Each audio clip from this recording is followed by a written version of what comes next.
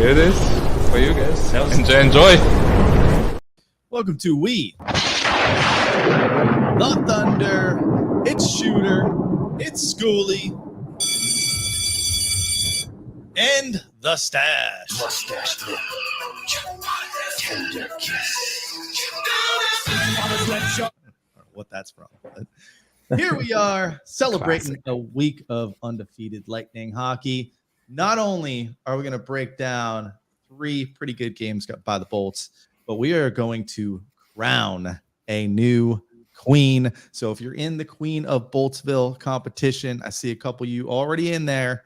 Or recrown the old queen. We could recrown, although I don't see her in there yet. I don't see Kim, the reigning queen, already in there yet. So if you are in the competition, check your email. The code's in there. I'll put it in the chat when these guys start to talk. But what we're going to do is we'll break down those games. So sit tight in that waiting room, and then we will play the Queen of Boltsville. 10 questions that only a queen would know the answer to.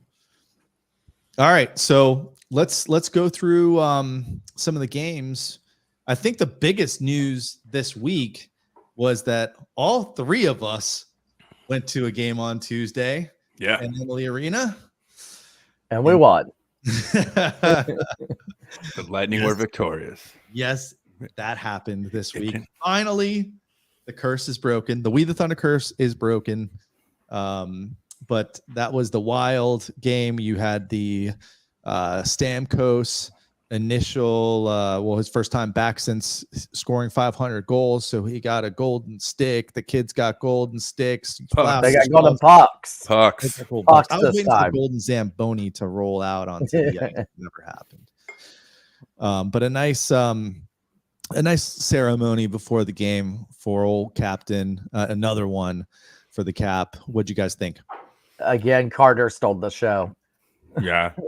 The person that put a hot monkey on him was a genius. Yeah. Not really, because I'm sure everyone saw it, but he was just giggling like crazy and hamming it up for the Jumbotron. My thought was Stamkos is going to need a case just for his golden sticks by the end of the season. And of course, they gave the kids pucks because it was hard enough by his own admission keeping them from playing with the golden sticks to begin with. Now they have golden pucks. I'm sure Stammer is going to have a hard time keeping them from trying to shoot those golden pucks all over the house with those golden sticks now. Yeah, I hope he's got some insurance on those windows. Because Right. I have a feeling they'll be replacing those a couple times. It was a good game. Thank you to Ellen Murphy for allowing me to sit in her seat. She has glass seats that was right there at the in front of the ceremony. So she allowed me to sit in her seats during the ceremony. So thank you to her, obviously knowing how much I like Stammer. But it was good. It was a good game. It was funny that, of course, Stammer scored in the game. Only fitting that happened. But it was a good game. I thought one of their best games all season. Yeah, especially against a team that I feel like we all feel like it's a statement win anytime we beat the Wild, whether it's here or there. They always play us hard. The last few seasons, they've kind of been in the mix out there in the Western Conference. I think they're always a good challenge. And to play a pretty dominant game. I mean, it's a back and forth there in the second, a little bit crazy with some penalties nonstop. Penalties out there nonstop. I mean, it was almost like the last 10 minutes of last night's football game. Never mind, this is a hockey show. I'll keep going.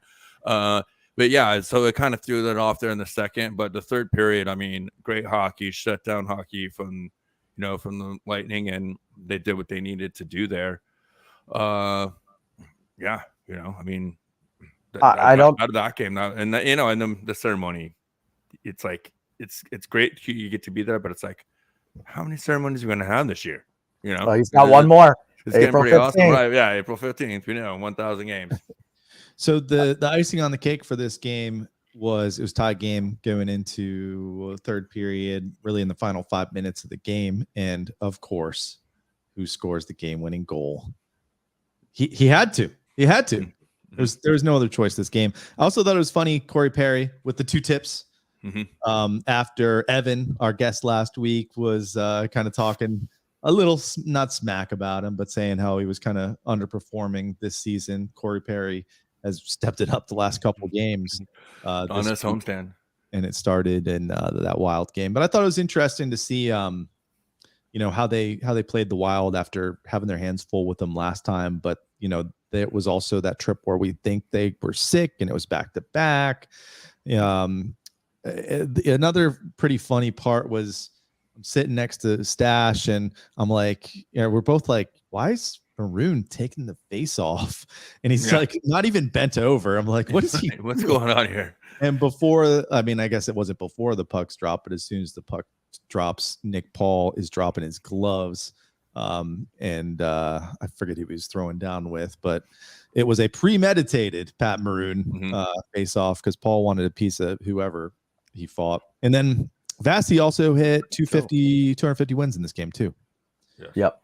Second fastest to do that. So 4-2 win versus the Wild, kicked off the week on Tuesday night, broke the curse. So we can now all go to games together again. I forget who they interviewed after the game, but they said in the interview, the players said that they knew that was going to be the beginning of a tough 3 games to see how they were going to match up coming into the playoffs, that they wanted to get rough, and they showed it these last 3 games. It's kind of like last year when they flipped that switch where all of a sudden they started getting physical. We saw that in the playoffs against the Florida Panthers. I think that this is the second time they're starting to see teams. We saw those comments that Coop said after Vancouver and who was it, Calgary, about good thing we don't play them again. I think now the Lightning are going into the second time we see you or the third time we see you, it's going to be this kind of hockey. It's going to be where it's going to be tough hockey. Yeah. 2 things before we go on to Boston. Monkey Cold Coffee has the code on for the rest of the night, goals 10. So if you need your coffee fix, get your 10% off, not just the coffee, but some of that sweet merchandise as well. Tumbler cups, the mugs, all of it. So go check that out. And then also, if you are waiting to possibly be announced queen, we're still missing some people. Check your email. I'll put the code again in the chat. I think we've got the main players here as far as I see. So if anyone else is tuning in, waiting for that, check your email and hit us up so you can get in that game. I'll put the code in the chat. And then everyone else that's watching, hit that like button or hit the share, one or the other. We're not making you do both, but like a crowd here. Got no hockey games this week, at least no all-star or no regular hockey games. All right, Boston comes to town. 0-2 against the Bruins this year, but the Lightning had won 10 straight.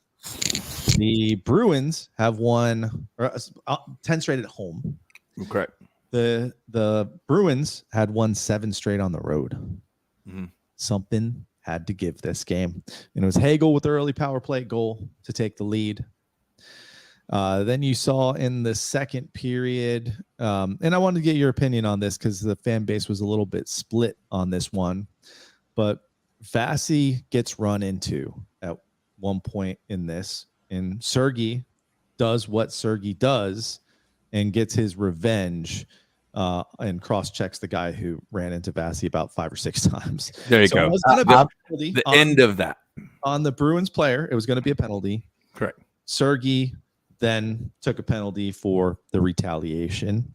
Terrible. Boston goes ahead and scores on the 4-on-4. Yeah. So what are your thoughts on this? Is Sergei a bad boy? Go Stash first, because I know me and you are going to differ on this. I mean, I don't know how you can differ. 1 cross check, maybe 2 to defend your goalie. That's fine. You did your job. You skate away. Now you're on the power play. Doing 5 or 6 times and just waiting for the referee's arm to go up and you go with him, that's not good fucking hockey. And I'm sorry.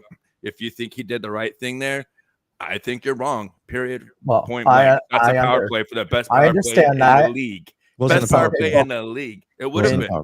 It would have been. It would have been a power play. It's going to be a shocker. Oh, yeah. Some people disagree with you, and it's okay. But even when I listened to Kobe, bro. Yeah, even when Kobe was on the radio broadcast, he said that that was a good play from Sergachev. That most likely he already thought he was getting the penalty no matter what, so he just kept going. But He sure he did. was going to show them that you don't mess with their goalie, and I think Sergachev has to stand up for Bassey there. I think any of the players would have done that. That 2 hits to the 2 cross checks and send him in the box is standing up for him. That's the point, dude. You're putting yourself in a bad situation, your team in a bad situation. You got to stand up for your goalie, yes, but don't put your team in a bad situation while doing it. If that's the playoffs, that's a terrible play when it comes to playoffs. I don't want him having the playoffs. But dude, if you don't stop at the condescending tone right now. It's not condescending. You are. No. You are. But listen, anyways, we can move on from this because we're just going to get hyped up about it. But I'll tell you right now, costing your team a power play against the best team in the league is not a good play. And it's fine that Kobe used to be a player, but now he's giving his opinion from the sidelines. And he's not on Coop's team right now when this team is trying to make a statement against the best team in the league. That's not the time. That's not the time.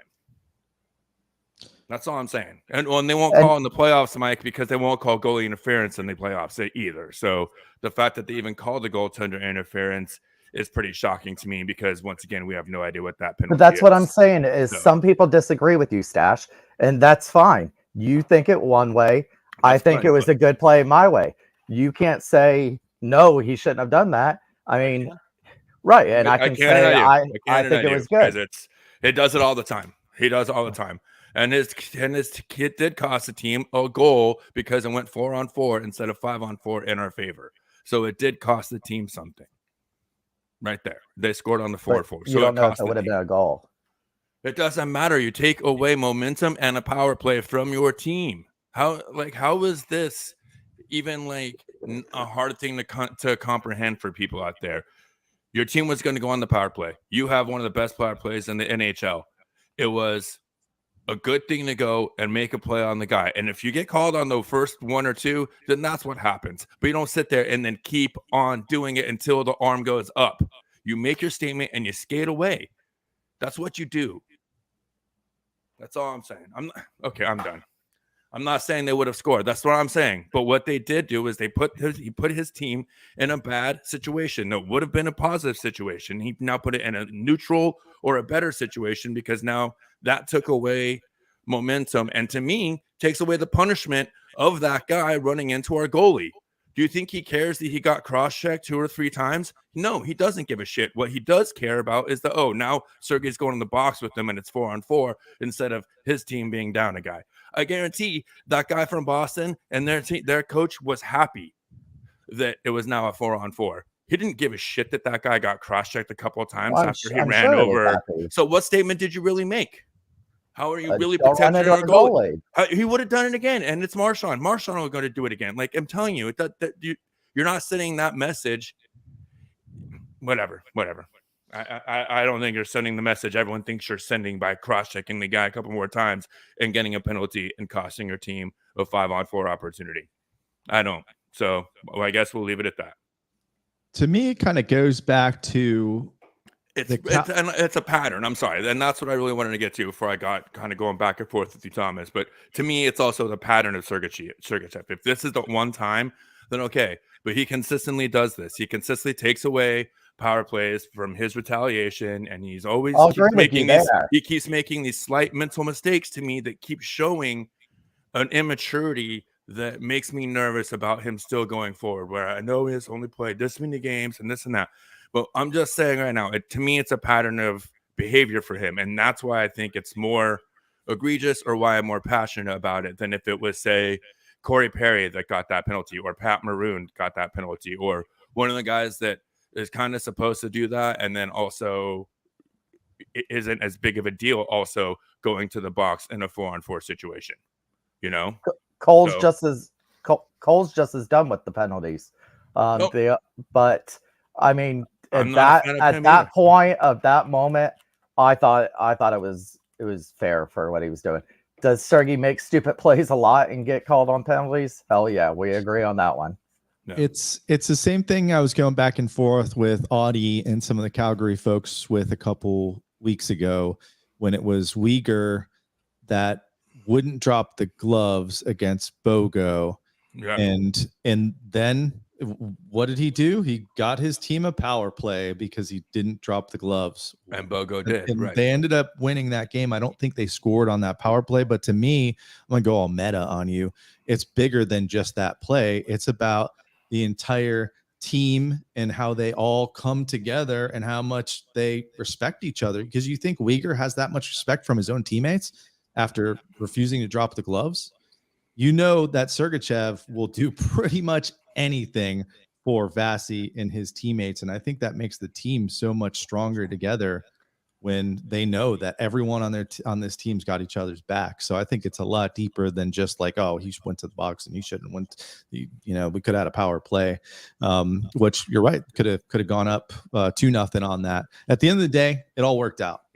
I mean, and I will just say we have seen that earlier. Well, I can't remember what game it was, and Vasi got run, and like we had it on our Facebook page for a little bit where everyone, like, the gloves were off before the hit was even over, and everyone on the ice was over there getting his back because it was a much more egregious play. Now, here's the thing. This is the one thing, and I will get on this. I'm going to get on a tangent. I will say that as it was Hall, right, that got the penalty for interference. As he was going down, his skate was up.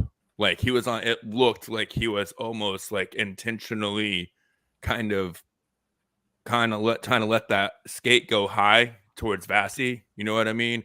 And I think that's probably what incensed Sergachev to the point of not giving a shit about getting a penalty. But still, to me, it's a pattern of him not keeping his head in key situations. And I hope that he is able to flip the switch as it gets closer to the playoffs, because that is the kind of shit that maybe they're not going to call all the time, but eventually he's going to get called for those kind of things, even in the playoffs, and it could really come back to bite this team in the ass. So that's all I'll say. And Serena's saying it looked like he jumped into his head, and like it was he came through the crease on one skate, lost his balance, and then the skate that was in the air kind of started coming at Vasi's head. So, but anyways, as you said, Shooter, it ended up really not mattering at the time. There were a lot of people thinking the same thing as you, Stash. Like that was a stupid play. Could have had the power play. 1 in 4 chance to score with our power play this season. But anyway, Boston scores, ties it up. Cooch takes the early third period lead with that nice play right off the face-off, but Zaka gets it right back. So the score's tied 2-2. And then eventually that goal was credited to Point, right? Yeah. Because he like barely. It went off of his skate. Cooch goal did? Just the yes. Oh. It went off his skate. I didn't even know that.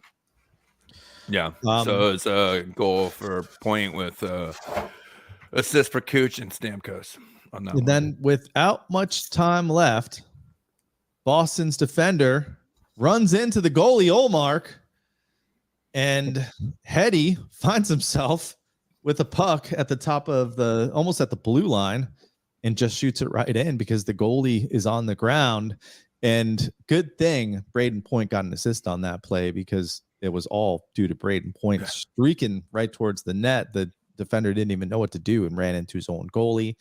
A lot of people want to say that's a fluke goal, but that's no fluke goal. No. Good luck defending Braden Point. And Hetty was just in the right spot at the right time and put it on net. So there you go. The Bolts win 3-2. That's their 11th straight at home and a franchise record, beating the best team in the league, which, by the way, that was tied. They tied it then. Yes, that was the tie. 11 was the tie. We broke their streak. They had a regular 6-game win streak and a 7-game road winning streak as well coming into that game. And the thing I like to see is that, we talked about the depth scoring showing up in Minnesota, but in this game, you got to make sure your stars are out there, and you're looking at Hagel, Point, Hedman, Kucherov, and Stamkos are the ones on the score sheet. And in a big game like that, I think that's really what you want to see. You got to see your top guys creating the scoring in those situations. Yep. And we got one more game, and then we're going to do the competition. The only person I see really missing that needs to be there is the Queen. So Queen, refresh your browser and get back on the game. Everyone else looks like they're still in there. that needs to be. So we'll get this started after we break down Saturday night's game versus the Kings Gasparilla game. How about those white Gatsby jerseys? Ooh. Real quick Smooth. though, Shooter.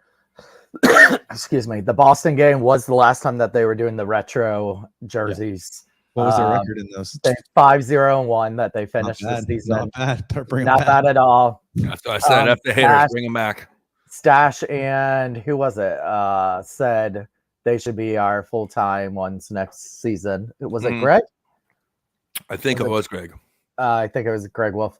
The other thing is that before the game in Boston, I saw a lot of people posting how many Boston fans are there. This right here from Nicole, the energy in the arena in the Boston game. I did not go. I was actually at home and watching it on TV. You could hear it. Definitely sounded like a playoff game. You could hear the crowd at the arena. So even if it did look like a lot of Boston fans, the Lightning fans that were there was very loud, and they definitely drowned out the Boston fans. Yeah, I was adhering to my self-imposed ban from Boston games anomaly until the playoffs. I will take a chance in the playoffs. But yeah, I felt the same way watching that game. It very much was playoff vibes, playoff feel. Even here in the house, me and Mrs. Stash, we were, man, it felt the nerves of like a playoff game, which that's the great part of this part of the schedule is even when it gets to be a grind, some of these games start to feel exciting and keep you going through the middle of the season, which leads us to that Gasparilla game, right? Talk about exciting. Yeah. It's always fun when Gasparilla falls on the same day as a game for the Lightning. It's almost like they try to make it happen. It seems I don't know why they wouldn't. Yeah, it makes sense because it's such a great vibe. It's a great hallmark for the city to put on that event while all these other players and some of the media get to be here and see it. So well, it was during the All-Star game a couple of years ago, right? So that was an event to behold. But yeah, it was great. It sucks that they don't sell those jerseys, except for the ones that the players wore. You have to bid on those ones. But got about a week left in that auction too. Yeah, it sucks that you can't actually go out and buy it. Well, you can get it from a Chinese company. Yeah, from the Chinese company, you can get them pretty cheap. But actually, it was good. Gasparilla, the city of Tampa did really good. Numbers came out today, only 3 arrests for Gasparilla. And one of them happened to be right in front of Emily. One of them happened to be me. No, I was good. But it was a lot of fun. Thanks for the city of Tampa for putting that on. As always, it definitely was a feel that we haven't had it in a couple of years. So it was kind of nice to have things back to normal and have that invasion go on. And then we all stayed downtown because it wasn't worth paying that money to get there during the morning and then have to repay at night. So stayed downtown all day, and it was a fun day and ended with a franchise record 12 straight win. Yes, 5-2 win. Braden Point scores another one to kick it off. I thought it was hilarious because my daughter was in the room when he scored, and she's like, "Oh, that guy always scores." You're starting to catch on here. Yeah. And then you had Belly with the goal, Perry with the goal. That fourth line is coming in clutch, and then Ross Colton on the third line. That third line's starting to come together. Colton, Maroon, and Paulie making things happen. They see, or no, it's Paulie on that third line with him. Yeah. They're starting to kind of come together. So these lines might end up sticking. Especially if we keep winning games the way we're doing it. Another fun note from this game was Perbix, 3 assists. 3 apples. That's gonna come into play later on as we dive into the challenge. Do you see Rachie in the thing under Kimberly R? I see Kimberly Cooch. It would be her. All right. If anyone else wants to join, it is the last chance to join. If you are a male, I'm sorry, you are excluded. We're all about inclusion here. Hockey's for everyone, but not tonight. No. Tonight is for the ladies. So Yeah. if anyone else wants to join, we had a couple people, looks like bail. We do have room. Like I said, the key players are here. The people that, I think anyone on this show would predict is going to win, they're in the house. So if you want to jump in, feel free if you're listening and you're in the chat. And I think we're good to go. And by the way, if you're playing the game and something goes wrong with your network, just reload that page and reload the pin. So I do want to thank Steve Mendango. I did I took him up on his offer and sat in his seats for the Kings game, the Gasparilla game. And that was my first time sitting in his seats, and great seats. Oh, yeah. Thank you, Steve. It's a lot better than having to be in the 300s when you're still sobering up. It's a lot easier to get in and out, right? It's like, even though I come every game, how do I get out of here again? And shout out to Tuesday when we were all there. Sticks of Fire hooked us up.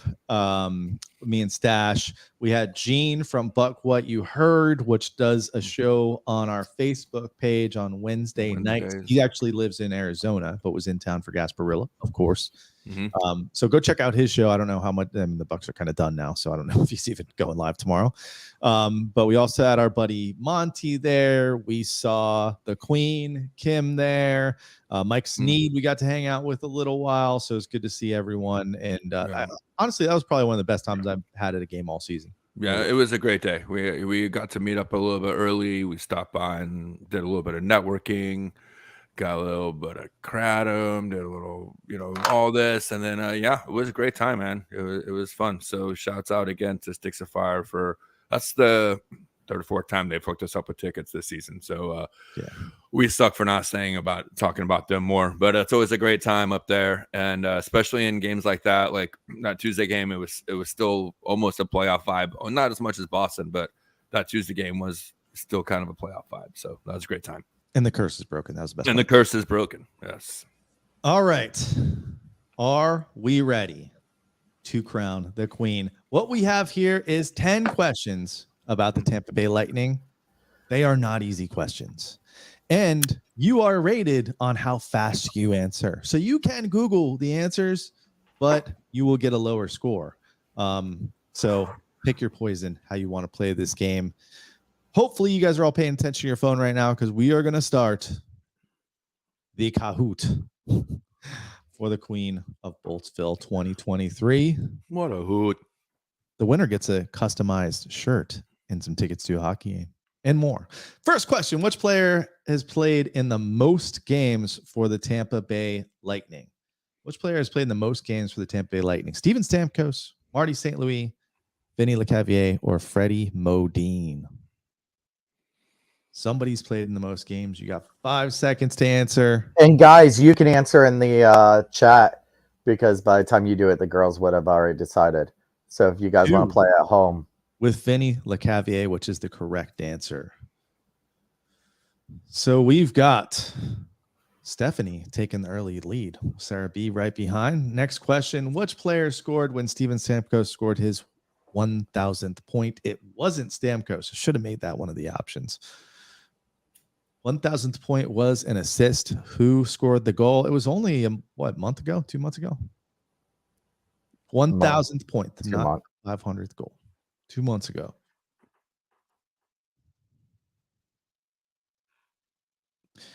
Alex Killorn was wrong. Threw you guys off on that one, except for one. Nick Paul was the answer, and Sarah B takes the lead. Down to question number 3. What team did the Tampa Bay Lightning defeat in Andrei Vasilevsky's NHL debut? New York Rangers, Florida Panthers, Philadelphia Flyers, or Montreal Canadiens? I told you these were not easy. Going way back. I don't even know what year this would have been. Probably 2015. I don't know, but if Stephanie gets this wrong, I'm taking her Vasi fandom card back. Across the board, and one person picked the Flyers. Which was it? And it was Stephanie. Oh yeah, Vasi's the lead. Guy. What was the final score on the night the Lightning won their third cup? Keyword third cup. And what was the final score? What won the final score? Same thing. 1-0, 2-0, 2-1, or 3-2.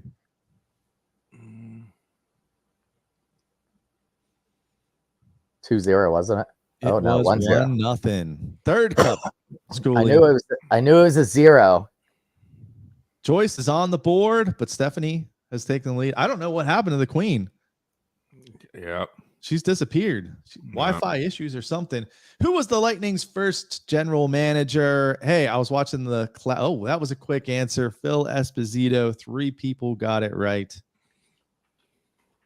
And there's Kimberly moving up. But is it too late? She got onto a late start. The Queen trying to repeat. Which Lightning player has the most penalties in franchise history? Kubina, LeCavier, Chacon, or Chris Gratton? Most penalty minutes in franchise history. It is Chris Gratton. Somebody got it. 3 guys off with Enrico.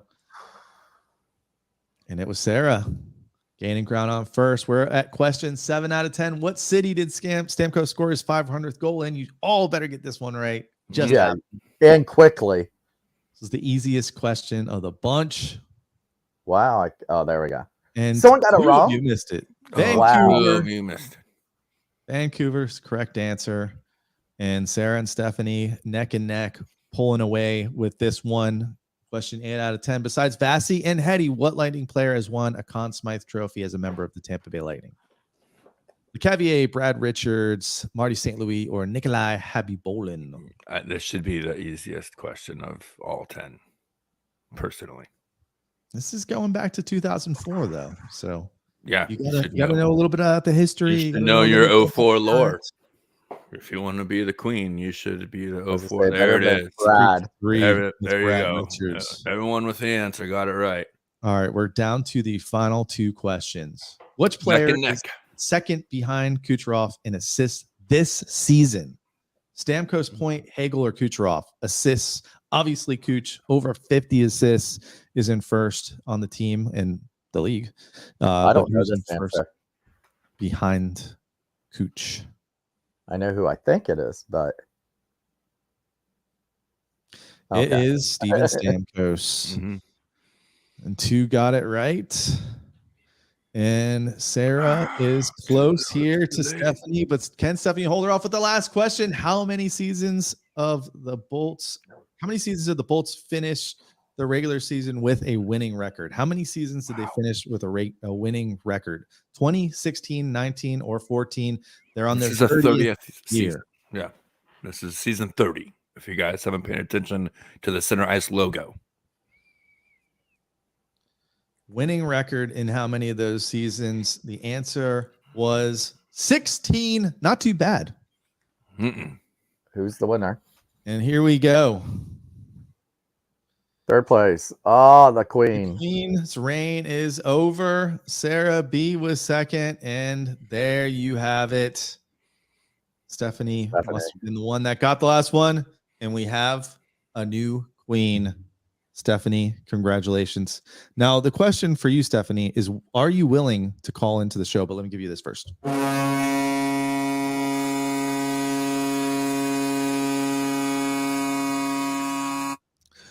We are not worthy. Stephanie, if you are in the chat, let us know if you're willing to call in because we need somebody to play for the.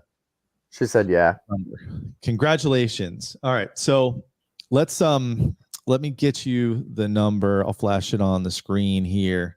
And you can call in and chat with us for a couple minutes. You play the challenge with us. But nice job. You got most of those questions right. That's pretty impressive.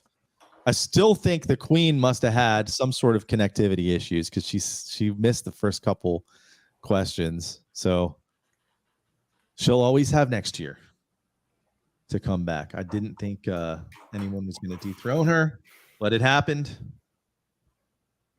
Can I tell you, Stephanie has been studying, and so has Kim. So they both have came to me and is like, I've been studying, studying, this and this, and I've heard some facts over these last couple of weeks from both of them that I couldn't even told you. So good for them because their hockey knowledge just got better. Well, maybe next year we up the ante. We do like 15 questions or I want to do like live that, next and we year. do a I wanna live. do a live. Yeah, Oh, I think we need. I think we need to do a live, just so we could avoid situations like, oh well, technical. You know what I'm saying? Like if we can get somehow the ability to do it in a live setting, like actually in person. I think we have the new queen on. Okay, Stephanie, are you there? You have us. Yeah, I'm here. There she is. There she is. Congratulations. Ladies Did you get any of those questions wrong? Thank you. The new Queens of Boltsville. I got the one wrong about the one where you tricked us up. I think the second one, the third one. The penalties. Oh no, the score. Yes. Which one? one? I guessed Enrico Ciccone. Yeah, that one threw off everyone. But hey, so yeah, you got most of those right. So well earned. Nice job. Congratulations. We're going to get you some tickets. We're going to get you a nice shirt that only you will own. And then the number one question, in a year's time, are you willing to put it all on the line and try to win this title again? And 360 something days till you have to worry about that. Some odd. And I will defend it as long as I'm around. All right, good.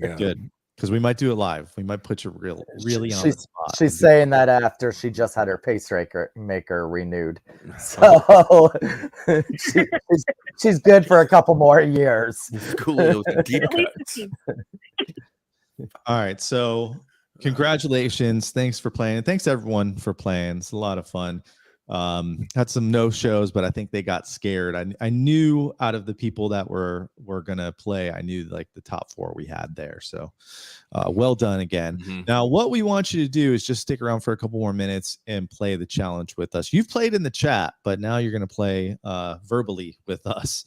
And okay. I've got some really good news for you representing the Thunder, because the Thunder has actually taken the lead in the challenge. Evan Klosky last week put it all on the table and took the lead.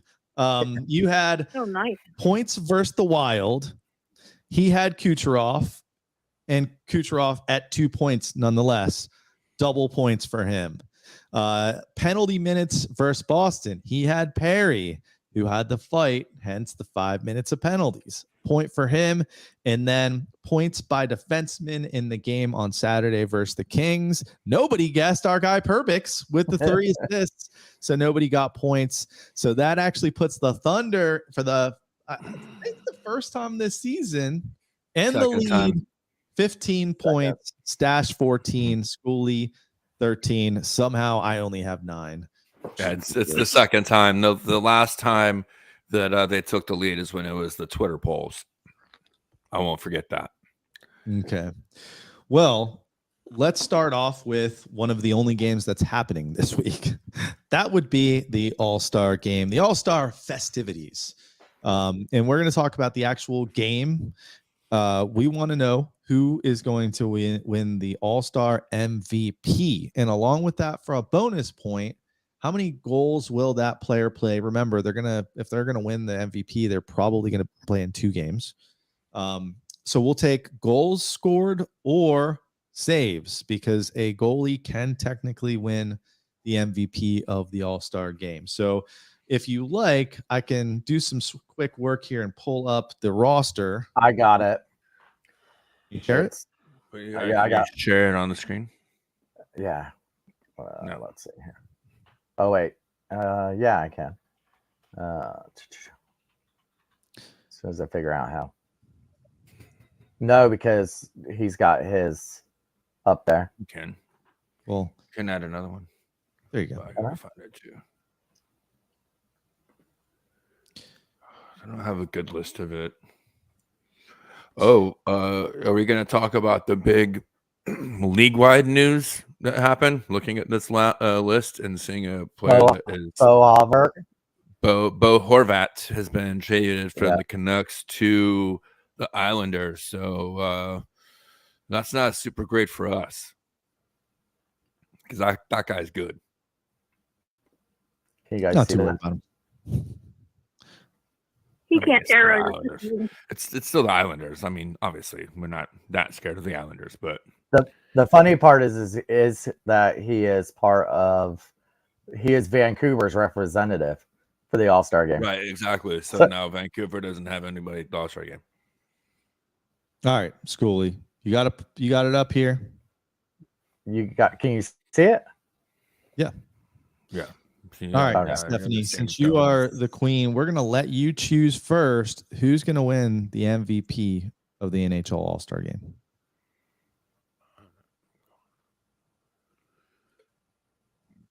And also, how many goals or saves will they have?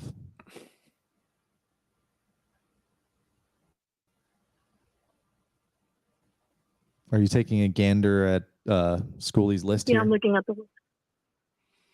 Yeah, they the NHL, they do such a great job in their media and ESPN of making these lists that you have to scroll down about 15 pages Yeah. instead of just having it in a regular, grid formation like that would be Format, easy for us to yeah. see. Ridiculous. No spreadsheet style here. Got to get all the extra add-ins and clickbait that you can muster. At least it's not like we're going to show you team by team, and for each team you have to click to the next one. Well, yeah, no slideshows at least, right?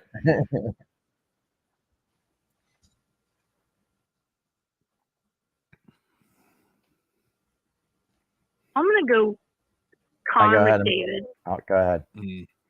That's a solid pick. I've heard of him And- before. Is he okay? They don't talk about him that much whenever we play that team. He might be good at hockey. I don't know. Now, if he wins MVP, he's probably going to play in 2 3-on-3 games. So how many goals do you think he's going to score? I'm gonna go with 6. 6. I think that's way too low. If I worked for ESPN, I'd probably be saying 27 or 28. Stash, I know you're eyeballing somebody. This is a tough choice. I mean, Can we go for a third point and pick the team that's going to win it too? No, Schoolie, I'm not playing Wow. your games. We were playing. I'm not playing your Playing his Schoolie games. games. Playing his games. These are schoolyard games.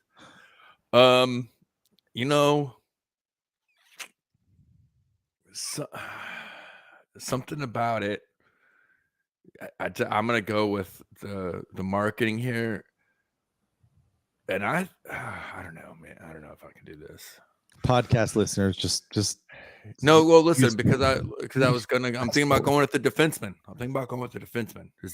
Is the thing, and that's kind of a big reach because there's a shit ton of good talent. But I'm gonna go with Carlson, Erik Karlsson. all right. Ooh. Goals? I think he's gonna have 8 goals.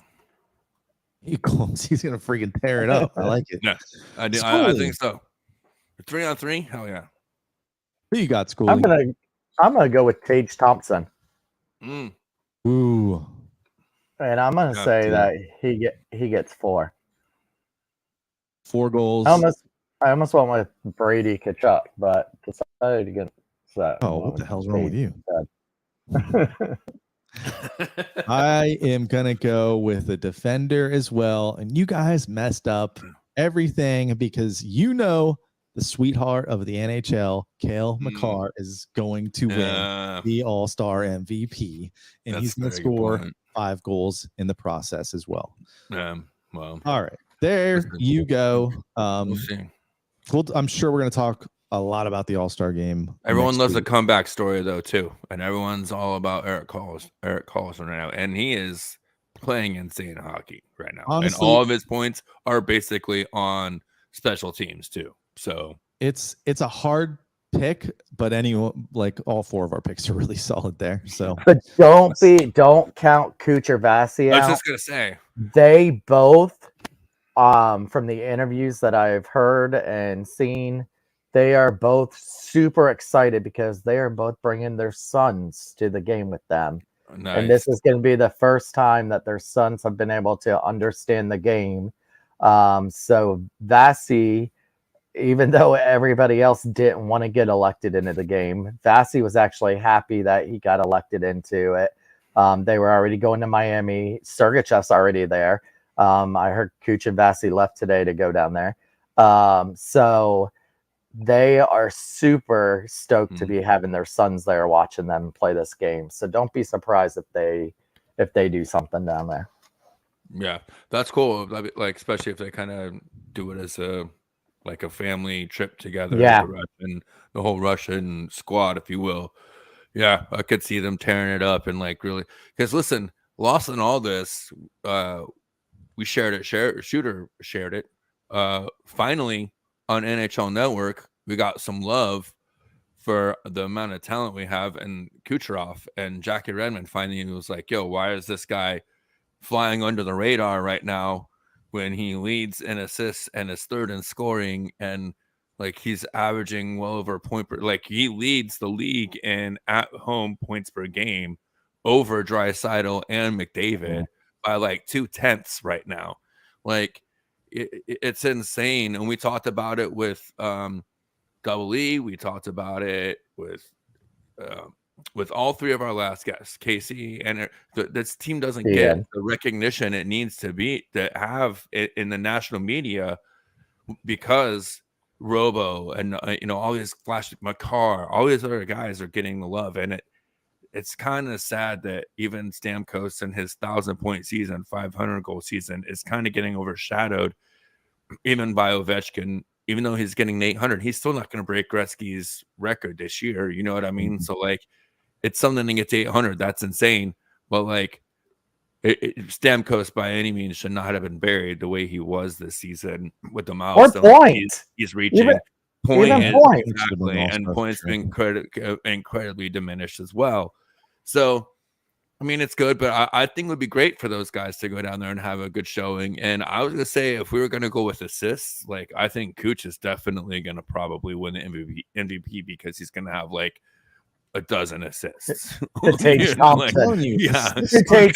easily have, like, I know I'm like kind of going crazy with like it's all started with 8 goals, but Cooch easily could have 12 or 13 assists this weekend. So well, we're gonna report back because if you haven't looked at the schedule, the next Lightning game is on Monday night, and guess what? We will be here after that game versus the Panthers, and that's what the next challenge question is on: is who's going to score the most goals versus the Florida Panthers next week?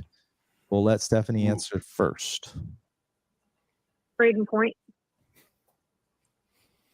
You've been watching. Good choice.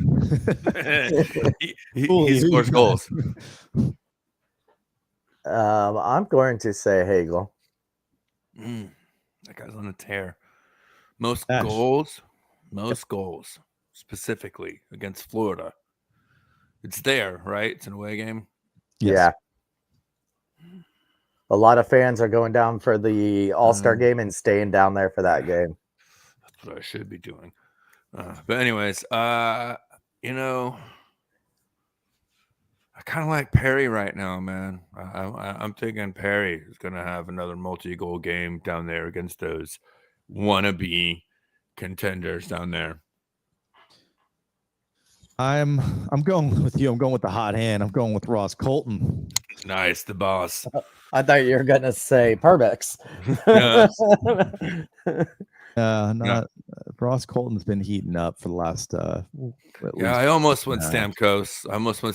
Because what he didn't score against the Kings, right? So he's been now ever since he broke 500. He's been like consistent with points, but he's been like scoring every other game. So yeah. So you think, last one here. This one is going to be saves by the goalie. We don't know what goalie that's going to be. I think it's going to be the Moose in net on Monday night, but you never know. But how many saves is whatever goalie plays for the Lightning going to have against the Panthers on Monday night? Stephanie, one more time. Get the first pick.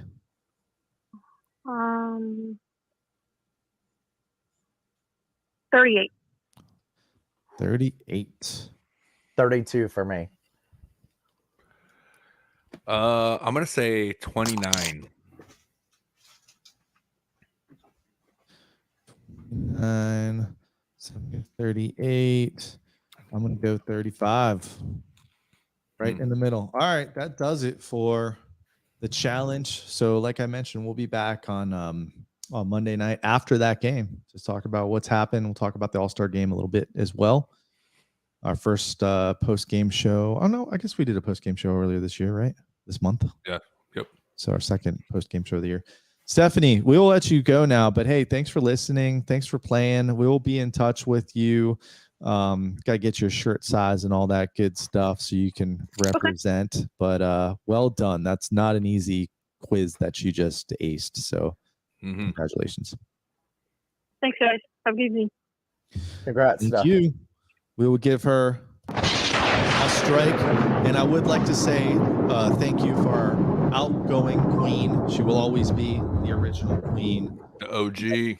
Kim Ricci. The OQ. The OG OQ queen of Boltsville. So she'll go in the Hall of Fame. Speaking of Hall of Fames, the Lightning have opened up their Hall of Fame. I think it's a shoo-in for the first two in. Don't you guys? Well, who do you say?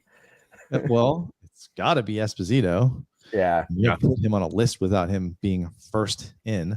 Right. And then Rick Peckham. And they said St. Louis and LeCavier automatically make it. Right. That's why they weren't on the list. Right. Well, I thought they kind of narrowed it down to a bunch of non-players. Yeah. The last thing that I saw. That's why I said Peckham, which maybe it's too early for a broadcaster. I didn't see him listen beginning, hasn't he?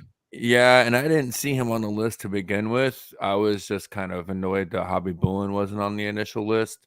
While Fedotenko, I mean, if Fedotenko is on the list and Hobby Bullen should be on, I'm just saying personally, that's what I would say, but it's fine. Fedotenko deserves to be there for obvious reasons. They're all getting in eventually. Yeah, eventually they'll all be there, especially that 04 team. You know what I mean? But yeah, not once I saw Rick Peckham on, it was on the Kings podcast, I think is when I saw that list again, because voting actually ended yesterday. Yeah, it's no longer on there. Yeah.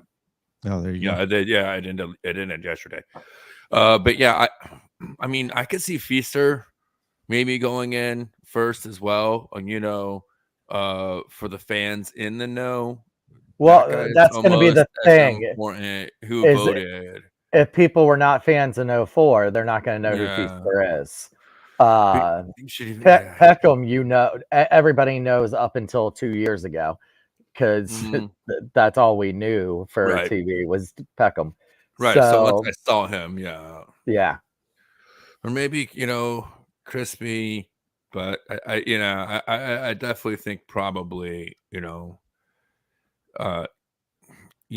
but no, hey, Feaster didn't build that team, but Feaster's been with this organization early on and then won and left and has come back and has been part of this organization for all but I think 6 or 7 years of his career, which is 30 some odd years. So he is an integral part of this franchise and the front office of this team. There's zero doubt about that.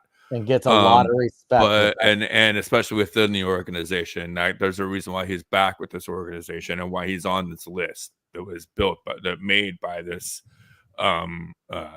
organization. So, and I'm not saying he was the greatest GM of the world. I'm just saying that he was very important for this team in many facets throughout their lifespan of 30 years. But yeah, once I saw Peckham, I could see him going in before any other player for sure. Especially since you already have 2 players going in, I could see it Espo being the absolute shoe in, right, and then probably Peckham. Yeah, I thought. I don't know. That's the first 2 that I thought of, and I can see people going with Andrechuk. There's too many. There's too many choices. Yeah, like they needed to. Andrechuk already has the you got to pick statue. But so does that, like a finalist type of thing, and narrow it down to like, I don't know, 5 or 10, and then put in 1 a year, 2 a year. See, that's I think what they're going to do after this. It's going to be a lot more like a Ring of Honor, where they had like maybe this list gets whittled down. Even maybe they don't even add anybody next year, or I don't know. But Yeah, it's going to be interesting. It's like well, if you watch the broadcast on Saturday, Andrew Tuck had a great take on it. It's like, a lot of teams already have this, but at 30 years, it's a good time to introduce this into the Lightning's franchise, and pretty much everyone on this list is going to get in. It's just a matter of the order of appearance, if you will, and yeah, it's going to be exciting. You're taking this man's word for it. Yes, I am. That pirate bling was dope as AF, dope AF. And I gotta say, finally, I was successful in my quest. I was able, even though on vacation, having a terrible weekend overall that I'm not going to get into, was able to procure 2 mystery pucks online. Who'd you get? They haven't come in yet. I got online, they'll be here this week, but I got them online. I was one of the few people in 20 seconds allegedly that got part of the 300 pucks they had available. Are you hoping that is this man right here? I wouldn't. You know who it is that I'm hoping for, right? First. Sergachev. Yeah, so I could trade it for a Killorn. No, why he was in there in the penalty box? He's signing them to stat. Right to the stat. No, obviously I'm hoping for a killer puck. But anybody that's currently on the team would be great. Serena says I must have right. He cleared waivers just to sign pucks. Serena says I must have speedy fingers. Actually, I was smart. Well, not smart enough. I don't know how to put it that way because I don't want to diminish anybody else. But I just paid attention to the actual ticker of the auction that's like live. Mm-hmm. So when it said 5:59 on my phone, I just waited, and as soon as it got to 0 seconds on the ticker, that's when I clicked in. I already had my credit card ready to go, so I just was able to literally put +1 buy now, and it took me 3 seconds to make the transaction. Right, dude, current players, that would be it. Yeah, no, but I'm just glad I finally got a couple of them, and we'll see what happens, who they are. If some of them I will keep. Maybe if it's a certain player or two, maybe I will give it away. Can we address this? Listen, Feaster saying about some bad trades. Even JBB's done well. He hasn't really had bad trades yet, but Yzerman sure did. So every GM in the league has had some bad trades. Well, Feaster had to deal with multiple, a lockout, and then a salary cap, and different owners, a different ownership change, and crazy rule changes on top of that changed the way his team was built that could be played. And he helped build that team and play a manner of hockey that nobody else in the league was playing. They helped change the game of hockey. And because the Lightning played a certain way, they changed the rules during that lockout to make it more, to make other teams have to play kind of the same way as the Lightning, and to change. It was a huge, he doesn't, not a lot of people understand what that guy had to go through here. And he definitely has a lot of respect and a lot of due respect for what he's done for this franchise. Absolutely. And I would say that the trade that was made at the deadline for Daryl Sador for a 4th round pick, definitely helped us win the cup. So I mean, you can't win all the trades, but I think he definitely won that one. I think that helped us win that cup in 2004. And then to your point, with the lockout afterwards, we basically had to blow up the team. So yes, exactly. With the salary cap and everything, there's definitely rule change. Like I said, people don't realize that that 04 team probably would have gone back to back.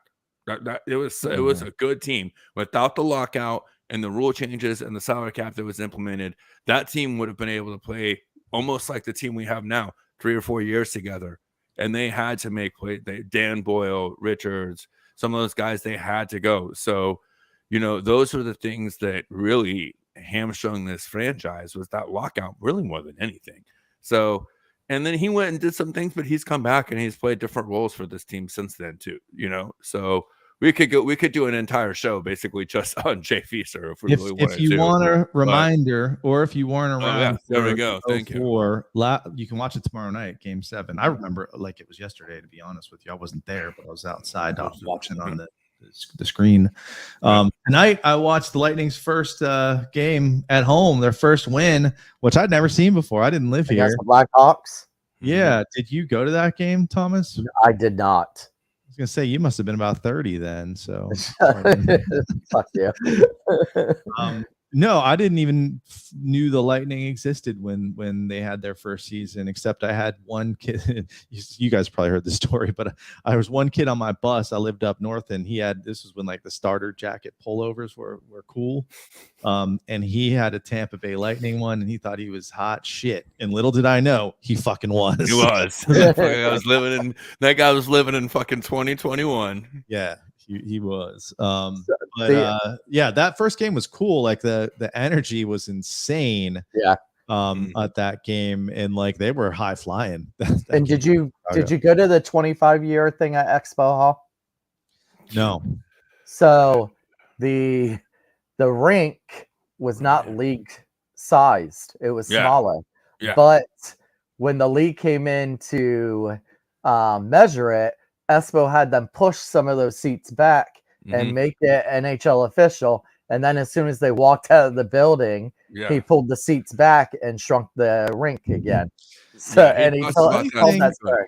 He talks about that story in the Lightning Insider or whatever that show that they do, like on the origin story.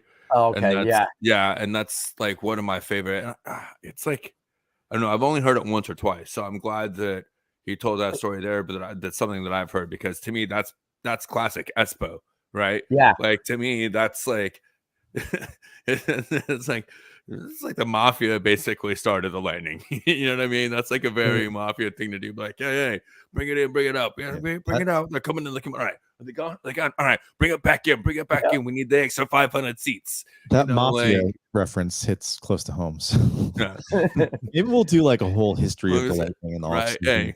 I mean, so like there's a long history rewind. in here. I hear a lot of people complaining about Bally Sports, and Bally Sports is going bankrupt, but people are like, what am I going to do this week? There's no Lightning hockey.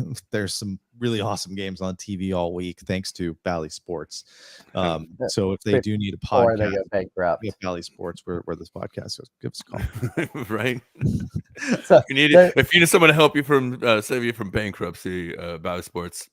I was just getting a kick out of this game because they like showed all the graphics and stuff. Look, check out these rule changes. 92-93. You can now get a game misconduct penalty for instigating a fight. Right. Helmets, not mandatory. High sticking, illegal hit above the waist. So it's just funny to see these rules. And it's cool to see the Lightning win that first game. 92-93. Yeah. And it was so like that 04 year that 05 when they changed the rules for interference and a couple other things. Well, that's when they actually started calling it. That 25-year celebration, what Stephanie's saying over here about Josie is that they had the locker room set up, and of course the locker rooms were really, really small. Only 2 to 3 players could fit in at one time. The rest would stand out back. They would be fishing out at the pond there at Florida State Fairgrounds and stuff like that. So, of course, Contos did that 4 goals. So they had it set up in the locker room. This is it right here. They had this set up for the 25th anniversary in the locker room at Florida State Fairgrounds.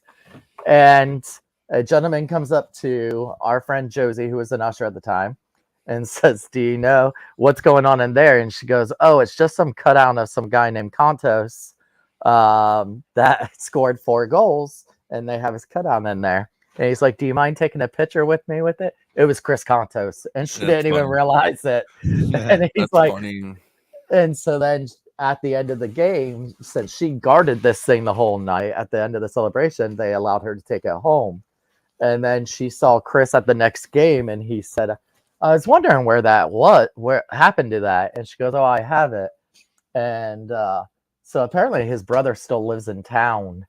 And he said if we ever want to get rid of it, his brother might take it.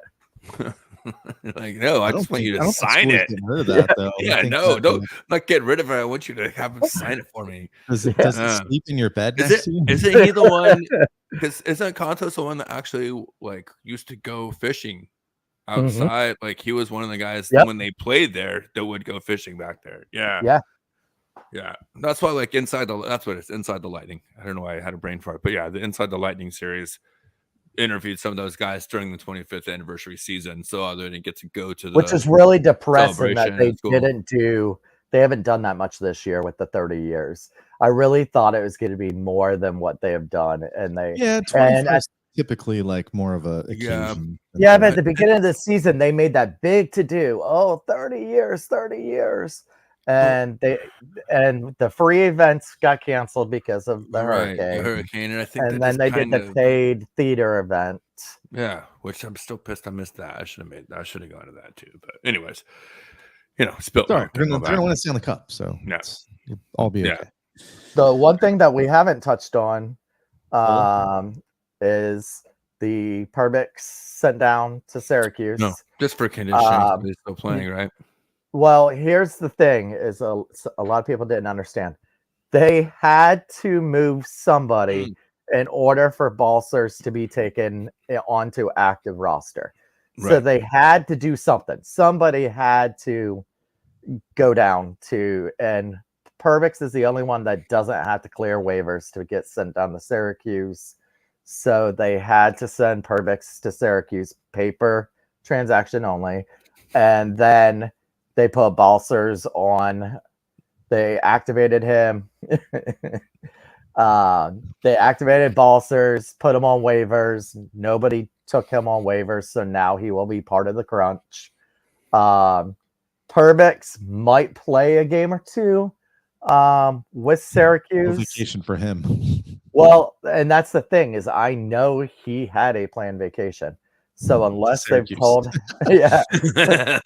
unless they told him in advance, hey, stop. But I know of about 10 days ago, there was a vacation for him, but he was not on that plane to Bahamas that we saw today. So, by the way, how did Hagel sneak on that plane? Because Hagel's not making that kind of private charter money. No, not yet. Well, no, he probably got invited by the rest. Yeah. I noticed there were some guys with some new contracts in that. Hey, listen. Listen. And whenever you start putting up numbers like Hagel, those guys start bringing you along. You know what I mean? You start getting into that elite club.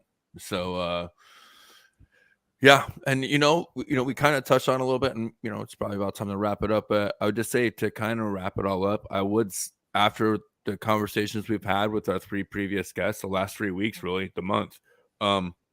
We saw the response this week at home from the Lightning, right? Mm-hmm.